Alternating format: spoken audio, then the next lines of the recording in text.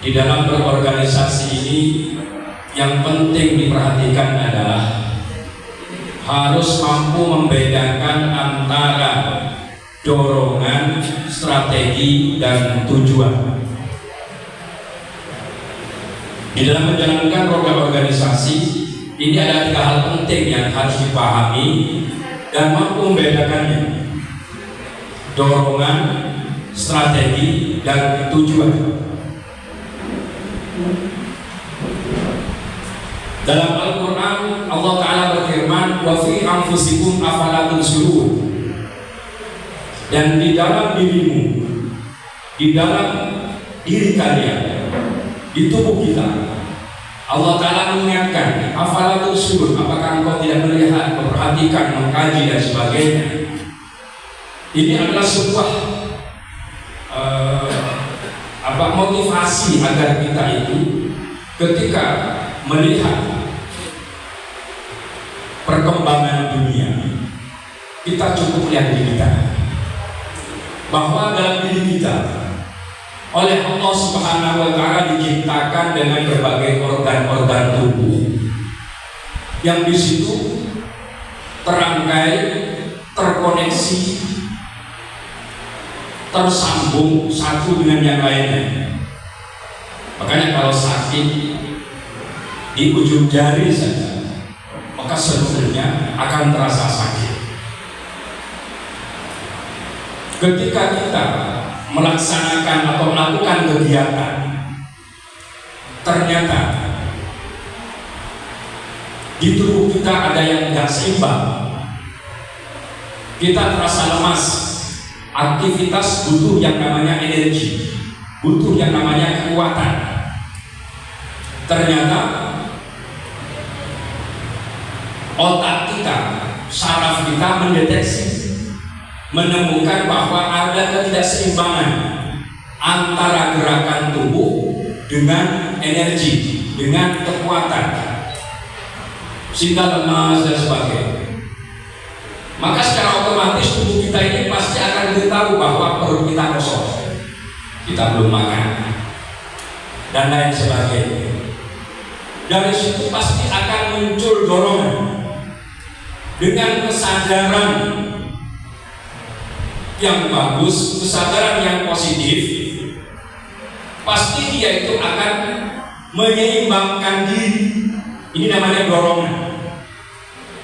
Sebab ada orang yang beraktivitas, tubuh lemas karena belum makan, perut kurang isi, dia tetap melanjutkan aktivitasnya, pasti akan sakit, punya penyakit mah dan lain sebagainya, sehingga akan mengganggu seluruh organ tubuh kalau bisa beraktivitas. Nah, ketika muncul dorongan dalam tubuh kita, ternyata perut kita lapar, pasti dia itu akan terdorong untuk makan. Berarti tujuannya adalah makan. Untuk mencapai tujuan ini butuh strategi. Entar ke dapur, ternyata di dapur ada nasi, boleh bikinnya teman-teman muslim aja, ada masak. Nah, maka dia itu pasti akan berupaya untuk mencapai tujuan kita baru. Namun baru untuk dipeser, walau dipeser dan mencari pisah otak ada nih kan? Ternyata bisa otak karena lapor otak gini, karena mau diterakhir. Baik pola diingatkan, ini kan paling jumlah ada nih dulu. Ini namanya strategi. Untuk mencapai tujuan butuh strategi. Ini adalah ketidakseimbangan yang kita lihat di sekitar kita. Maka kita harus sadar bahwa harus dimunculkan dorongan. Kita harus sadar dengan positif dorongan yang ada, kita resah dengan keadaan dan sebagainya, urusan ekonomi ini dan sebagainya. Nah, maka tentu kita ini akan menemukan sebuah tujuan bahwa ini harus benar untuk tepat. Kepada masyarakat ada untuk tepat urusan ekonomi, pendidikan, ideologi, dan lain sebagainya. Tapi tak cukup itu, harus ada strategi untuk mencapai tujuan. Makanya pentingnya rapat kerja ini atau musyawarah kerja ini, bagaimana agar supaya dorongan-dorongan yang ada itu untuk mencapai tujuan ada strategi-strategi yang bagus, grenade dan lain sebagainya. Bagaimana kalau kita prihatin dengan keadaan dakwah di tengah masyarakat, kita prihatin dengan perilaku amar ma'ruf nahi munkar. Bagaimana agar supaya betul-betul tepat dengan konsep Al-Quran, bahwa di Al-Quran jelas Allah Ta'ala berfirman, "Qu anfusakum wa ahlikum naro." Menjaga dengan penekanan itu untuk dirinya dan keluarganya dari api neraka. Bagaimana dengan yang bukan keluarganya? Maka di situ wal takum minkum ummatun yad'una ilal khair, al-ayat, mengajak dakwah. Dan dakwah itu ud'u ila sabil rabbika bil hikmah wal mau'izil hasanati wajadilhum billati hi ahsan. Nah, seperti itu. Jadi kita harus tahu situasi kondisi yang dihadapi, sehingga strategi ini menyesuaikan diri. Jadi nggak heran kalau sekarang menjadi kesemrawutan dampak dari dakwah instan. Sekarang dengan mudahnya konten pengetahuan, dengan alasan dakwah ini kan ngajak. Kalau ngajak harus punya sesuatu yang bisa diajakkan. Paling ngajak ke baru, ayo tak ke baru. Dan teman-teman kan foto di keset, sering ngajak, ya kalau di keset jangan ngampong deh, bener ngajak. Maka dakwah ini kan harus punya konsep, punya dasar, punya ilmu pengetahuan dan sebagainya, ilmu agama yang mumpuni.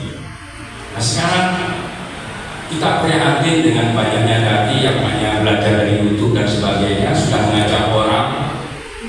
Nah, ini sehingga menjadi kesemrawutan. Nah, hal-hal seperti ini yang harus kita benahi agar tujuan utama dari Nahdlatul Ulama yang melestarikan, menjaga, meneruskan apa-apa yang telah ditata rapi oleh para ulama-ulama kita terdahulu di dalam menjalankan ajaran Islam Ahlussunnah wal Jamaah, termasuk bagaimana kita membangun nasionalisme di tengah masyarakat yang sudah mulai rapuh, dampak dari ekspansi budaya luar, dampak dari budaya global, tanpa sekat. Bagaimana anak-anak kita sekarang ini yang berpikiran digital ini harus dipahamkan dengan jiwa nasionalismenya, hubbul watan minal iman yang digaungkan oleh para pendiri Nahdlatul Ulama, yang diajarkan oleh Syekh Khalil. Dan ini harus betul-betul dipahamkan, apalagi di tengah generasi muda yang kurang begitu paham dalil-dalil atau apa dan sebagainya. Bagaimana Rasulullah berdoa dalam hadis riwayat Bukhari dari hadis sahih, Rasulullah pernah berdoa, Allahumma habbib ilainal madinata kahubbina Makkah awasyadda, rawahu Bukhari.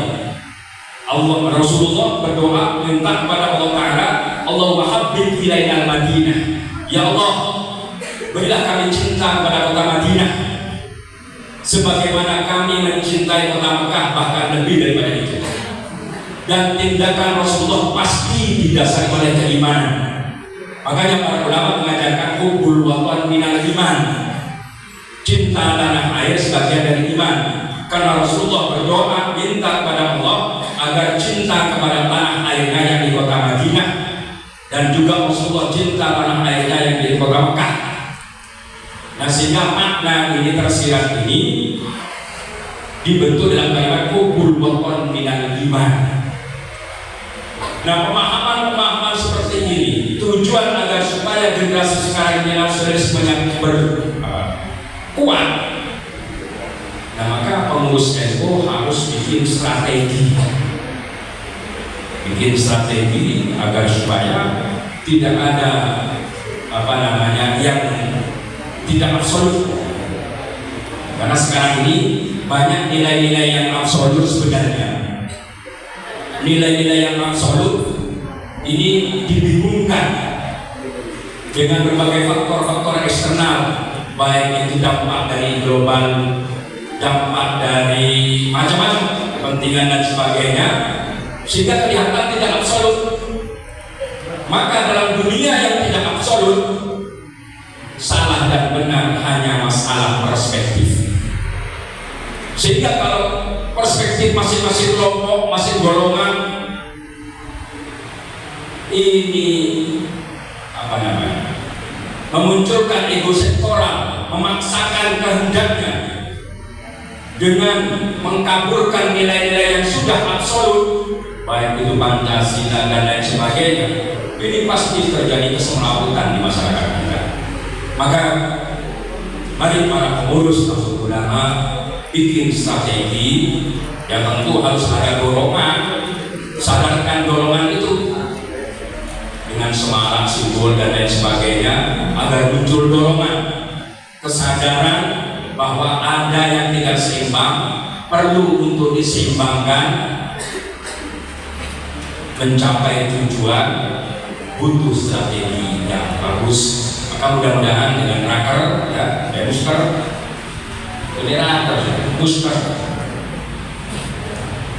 Musker musyawarah kerja MWC NU nanti menghasilkan berbagai strategi program agar tercapai tujuan utama dari Nahdlatul Ulama, baik di dalam menjaga nilai-nilai agama maupun nilai-nilai bangsa yang ada di wilayah MWC NU kecamatan kota.